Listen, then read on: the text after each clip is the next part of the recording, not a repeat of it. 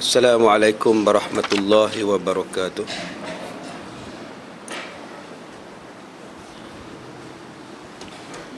Bismillahirrahmanirrahim. Alhamdulillahi rabbil alamin.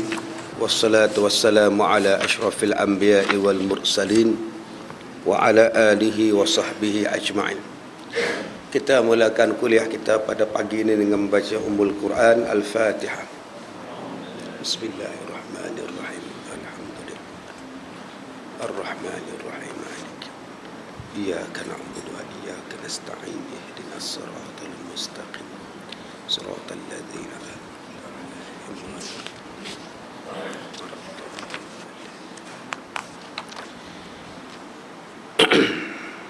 Kita sampai pada muka surat yang ke-81, kisah orang-orang yang bertakwa dan orang-orang yang sengsara. Kita telah membaca dahulu tentang kisah Abdullah bin Salam. Rasulullah sallallahu alaihi wasallam bersama dengan Abdullah bin Salam. Kita telah bersama membaca tentang kisah Nabi Ibrahim dengan Namrud. Begitu juga kita telah membaca tentang kisah Nabi Musa dengan Fir'aun. Sekarang kita menyambung pembacaan kita tentang kisah orang-orang yang bersama dengan Rasulullah sallallahu alaihi wasallam. Kita telah membaca bersama dengan Abdullah bin Salam, seorang Yahudi yang memeluk Islam, dan yang kedua bersama Al-As bin Wa'il. Dia adalah Abu Amr, termasuk pemimpin kaumnya. Dia adalah pemimpin kepada kaumnya, namanya ialah Al-As bin Wa'il. Dia sering memakai pakaian yang diperbuat daripada sutra dan melapisinya dengan emas. Akan tetapi semua sutra dan emasnya yang melimpah itu tidak berfungsi baginya. Dia akan kekal di dalam api neraka Jahannam, dan itu adalah seburuk-buruk tempatnya kembali, kerana dia sama sekali tidak mengenali Allah Subhanahu wa ta'ala, tidak juga bersujud kepada Allah, dan tidak pernah merasakan lazatnya beribadah kepada Allah. Kenapa manusia ini menolak Islam, menolak Allah, tidak mau mengaku Allah sebagai Tuhan? Di antaranya ialah berpunca daripada kepercayaan kepada ghaib. Sebab itu kepercayaan kepada ghaib diletakkan awal-awal di dalam suratul Baqarah. Alladzina yu'minuna bil ghaib wa yuqimuna as-salah wa mimma razaqnahum yunfiqun. Orang yang bertakwa itu siapa? Orang yang beriman kepada perkara ghaib. Dia tak letak dulu sembahyang nombor satu, dia tak letak dulu menafkahkan nombor satu, dia letakkan perkara ghaib itu nombor satu. Kenapa diletakkan kepada perkara ghaib itu nombor satu? Kepercayaan bertuhan itu. Sebab kita tak nampak Tuhan. Bila tak nampak, dia ghaib. Maka orang yang beriman, walaupun dia tak nampak Allah, dia tetap takut kepada Allah. Dia tetap rasa Allah tu nampak dia. Maka dengan sebab dia rasa, dia nampak, dia rasa Allah tengok dia, maka dia jadi orang bertakwa. Dia takut nak ambil rasuah, dia takut nak berzina, takut nak bunuh orang, takut dan takut. Tetapi orang kafir, sifat kepercayaan pada ghaib itu tidak ada. Kepercayaan dia ialah nak tengok. Kalau Allah tu ada, mana dia? Kami nak tengok. Tak nampak, kami tak percaya. Ini yang membezakan kita, membataskan kita. Kepercayaan pada ghaib tu yang tidak ada pada diri mereka.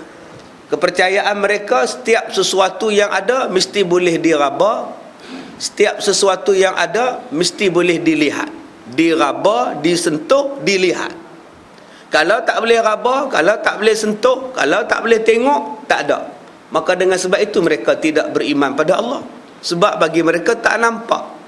Mereka nak cari sesuatu yang boleh dipegang. Jumpa batu, dibuatnya tokong. Mereka nak cari sesuatu yang boleh dilihat. Itu yang sembah matahari, sembahnya pokok kayu, sembahnya batu bata, sebab nak tengok.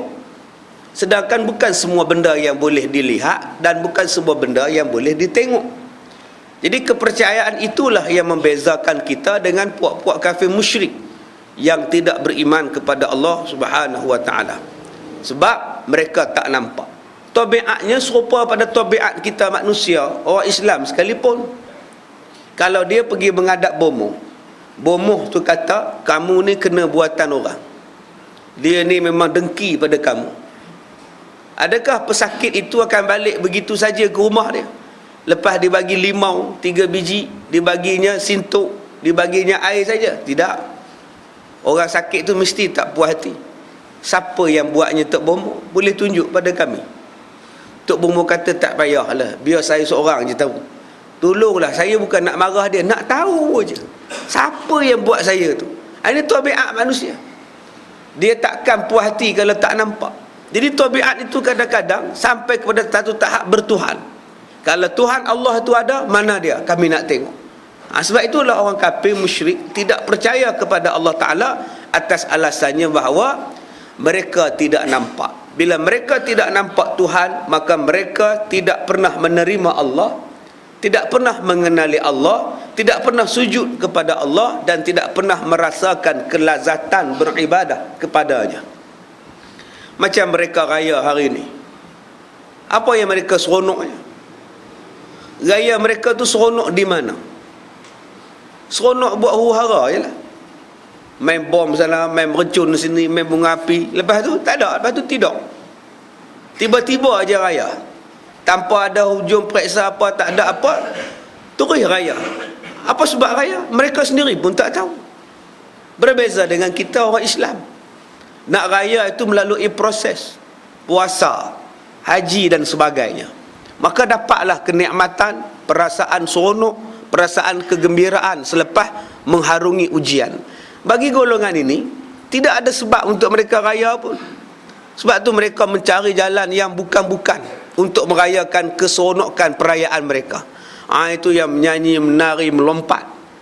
Tetapi orang Islam hari ini, walaupun sudah ada bentuk perayaan dia sendiri, tetapi terbawa-bawa meniru-niru cara perayaan orang bukan Islam. Sebab nak tiru, nak seronok. Padahal perayaan Islam seronoknya lain. Seronoknya selepas berjaya daripada mengharungi ujian, kita akan rasa keseronokan. Bukannya keseronokan kosong macam mereka sekarang ni. Mereka nak pergi ke mana pagi nanti? Mereka nak buat apa malam semalam? Mereka nak buat apa kemarin dulu?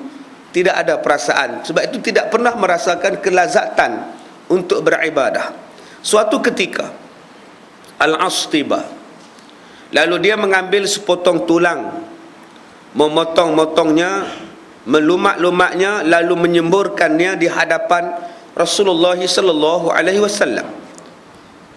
Dia bawa satu tulang, dilumat-lumatkan tulangnya itu, dan dihemburkan debu tulang tu di hadapan Rasulullah. Katanya, wahai Muhammad, apakah kamu beranggapan bahawa Tuhan kamu akan menghidupkan tulang ini setelah tulang ini hancur lebur? Maka Rasulullah sallallahu alaihi wasallam bersabda, ya, Tuhanku akan menghidupkan semula tulang ini, dan dia akan memasukkan kamu ke dalam api neraka. Perilaku perbuatan laki-laki itu disebutkan oleh Allah di dalam surah Yasin ayat yang ke-78 dan 79. Wa daraba lana mathalan wa nasiya khalqah qala man yuhyil 'izama wa hiya ramim qul yuhyiha alladhi ansha'aha awwala marrah wa huwa bikulli khalqin alim.